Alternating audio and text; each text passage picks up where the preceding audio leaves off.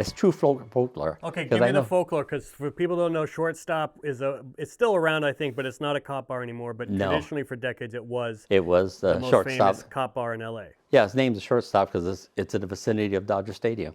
So it's been there for years, and it was an after hours for not after hours, but cops after work that would go there and do a debrief. You'd see John St. John, D1, the detective badge number 1. Jack. So I've only been there a couple of times because my wife knows I don't really drink. So to go there and just hang out, I could do that at home. Right. So Tommy Burris, who's retired, he was at the bar along with a host of others inside that bar. 2 Mexican guys walked in, and then they kind of looked around, then they walked out.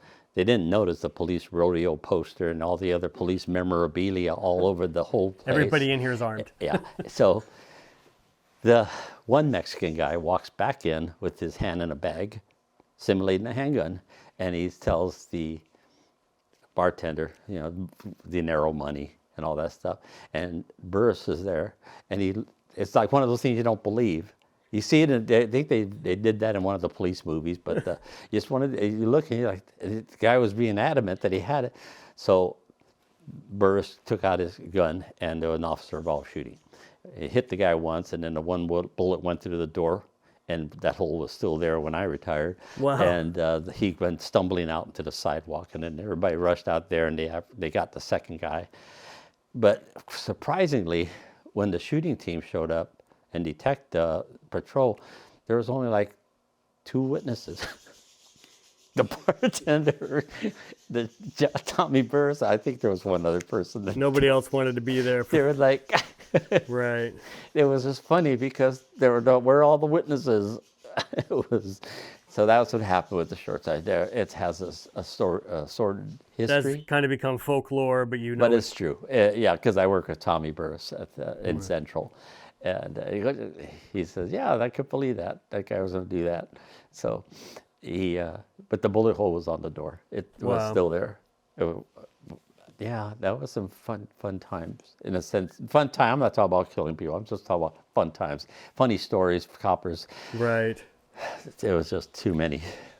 What else? Are there any other big cases from your career that stand out to you that you... When I got to Wilshire, I want to say the second day that I was there, Chavez and I caught our first murder, and we had come to work at 6 in the morning, 6:30, and the murder had just happened. It was a Hispanic gentleman was killed on his front porch, so we responded to the location. He had been transported to the hospital and was deceased. No suspects identified, and no suspects seen.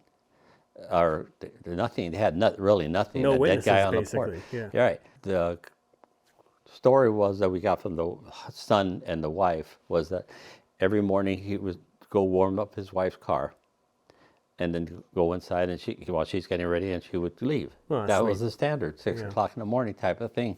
And this time, there were 2 people that approached him, and on the porch, and one of them shot him in the head and killed. So we get the case, and we start doing looking for witnesses, canvassing around, looking for anything we can to identify the shooter. And we started coming up with that same night there was a carjacking, and the suspect was in custody on that, but it was in the vicinity of ours. So we ended up linking this person. We talking to him, and he gave up this other 2 people. We ended up working 40 hours straight on that case, from the time we went to work till the next day at 10 o'clock at night. By that time, we had identified the shooter, identified his accomplice, and had the full story of what happened. And now it became down to finding him. And we did a lot. We ended up getting rides home because we couldn't drive. I lived 45 minutes away. I wasn't going to make it. Right. But we made it back to work the next day, and that next afternoon, and that night they arrested the suspect was David Dugal. That was his name. He was 18 years old, and the other person's last name was Lewis, if I remember. Basically, they had been smoking, and they were looking for an easy score, and they saw this guy, and they went up to him and tried to grab his wallet, and they put up a little bit of tussle, and David shot him in the head. Wow. The gun went off and shot him. So we arrest David and Lewis, get them both filed on. The funny part was when we when we took him to the station to interview him, David Dugall especially, we have him in the interview room, and we're giving him the Miranda rights, and he wants to talk to us, and we just tell him that, what happened and all this, and he starts confessing exactly what happened.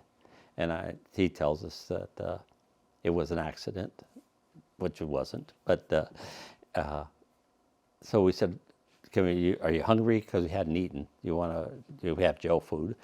So he said yes, he was hungry. So we leave him in there. We go get the jail food, which is usually a burrito, and brought it back to him with a drink. And he's sitting there, and we leave him alone so he can. And as he's sitting there, Ray Futami comes and gets us and says, "Hey, come here, you have to listen to this." And because he's being recorded, all of it. He takes us to the record, and he says, "Listen to this." And there's David with his head down like this, and he says, "Oh, dear God, please, if you help me get through this, I promise I won't kill anyone anymore." Wow. And I said, he's confessing to God. He just confessed to us. Now he's confessing to God. And he was so adamant. He was like that, "Please, just help me this one time. I promise I won't kill anyone anymore." Wow. So we get the conviction. We go to court, and his defense attorney really doesn't put up much of defense. Because Right. I was only I think 2 days. He's found guilty, LWOP'd, life without the possibility of parole. And his defense attorney, I had encountered him before, and he's real cool. And he liked me. He said, "Hey, Vinnie, I really like your hat," because I always wore a fedora. Wearing suits as a detective, I wore a fedora. So I says, "Yeah, sorry you lost the case." He says, "Lost it?" He goes, "What the fuck am I supposed to do? He confessed to you, and he confessed to God." Because we played the tape in court. Excuse my word, but that's exactly what he said. He says, and they played a tape in court where he's pleading to God. Wow. So that was David Dugall. So speaking of defendants who confessed and are now in big trouble, and how do you defend them? Keefe D is in jail right now awaiting trial for Tupac's murder, and that is because he went out and basically confirmed publicly what had been confirmed more privately before, that is Orlando Anderson pulled the trigger. And right. So anyways, Keefe is in jail right now because he's awaiting trial because he confessed a bunch of times. Mm-hmm. And he apparently is not trying to make a deal and thinks he can take this to trial and maybe beat it with his 8, 9, 10 confessions he made publicly. Huh. I don't know. I don't know if you Good followed luck with that at that all. one. No.